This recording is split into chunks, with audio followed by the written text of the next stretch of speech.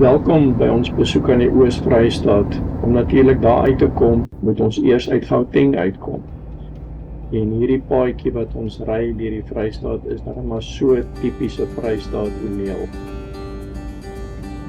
As ons 'n entjie verder gaan, dan sal jy sien tipiese Oos-Vrystaat toneel.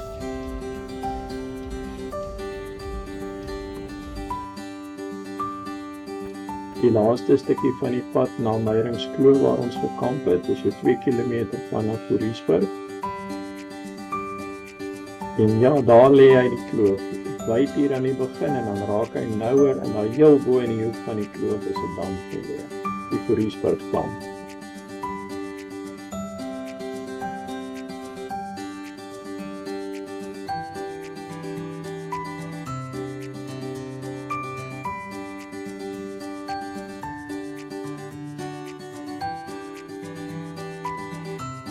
Ons het breedvoerig oor Meyringskloof geskryf op ons blog www.onsreis.blog.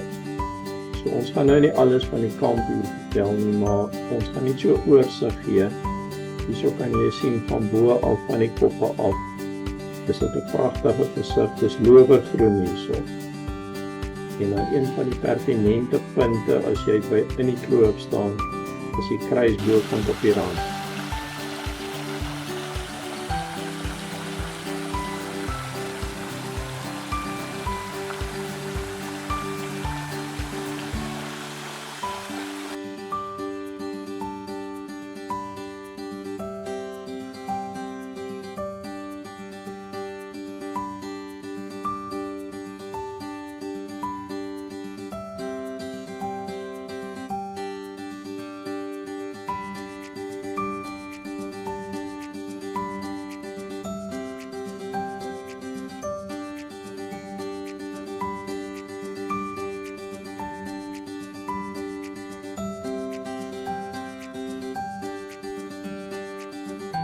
Dis 'n groot aantal wandelpaadjies in die kloof op.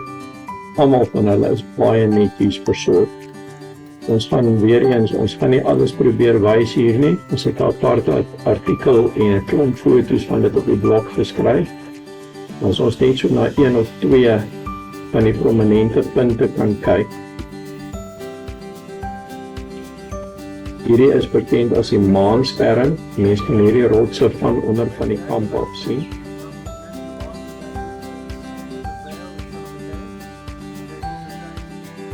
En dan die Holkransgrot, na beweringe tussen die grot en die watertonnels wat ons later gaan wys, klomp kinders en vrouens tydens die Boereoorlog geskuil.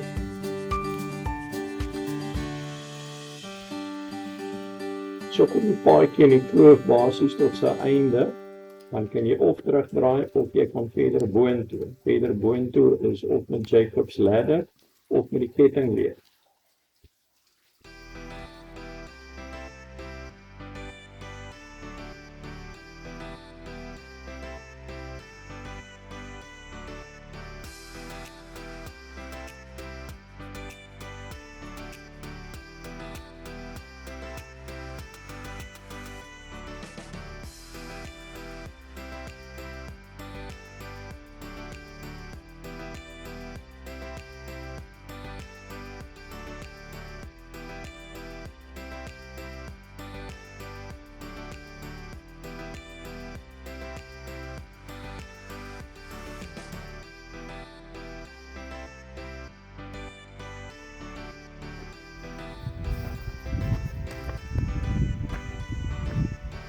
Op die rand van die kloof loop die kruinroete en daar is natuurlik ongelooflike uitsigte daarop.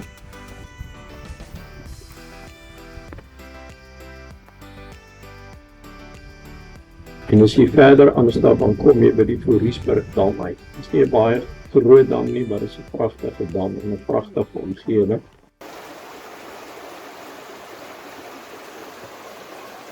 Nou die invloed van die dam is die watertonnels. Dit is 'n ongelooflike gesig. Mens kan letterlik ure spandeer en foto's en video's neem hier. Hoe die lig val deur die dak van hierdie tonnels is net so mooi en so spesiaal.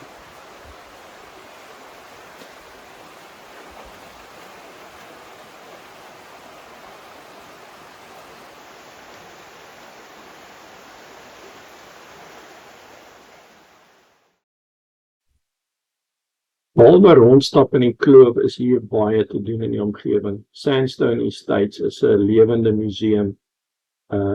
Hierso is militêre voertuie, lokomotiewe, engines, stoomtrekkers, allerhande masjiene.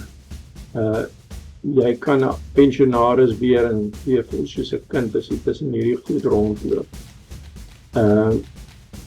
Begin April en so einde November elke jaar, dan is daar 'n groot fees en dan maak hulle alles oop en hulle maak hierdie goeders almal aan die ry. Daar's iets soos in die 80 drywers wat inkom die dag om te kom rondry met die lokomotiewe en die weermagvoertuie en die trekkers. Dit is net 'n ongelooflike besoek hier.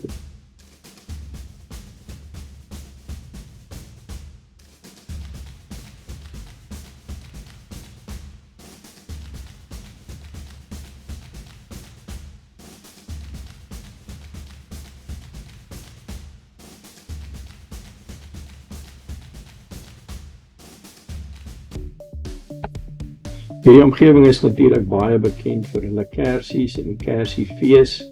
By die padstal kan jy jouself gaan geniet om lekker konfyte en goeders te koop of om lekker te eet daar. Ons het ook Clarence toe gery, daar op die golfbaan gaan maak. Dit is 'n pragtige baan, so met die berge wat jou omring. Die golf begin het, ja, dis 'n storie vir 'n ander dag. En die omgewing is absoluut asemrowend mooi. As ons kyk na die dorpie, beslis 'n besoek werd. Ons het om te laat ontdek. Baie mooi, baie te doen, baie avontuurgoed, plek om goedjies te koop, lekker spesiale goed om te eet.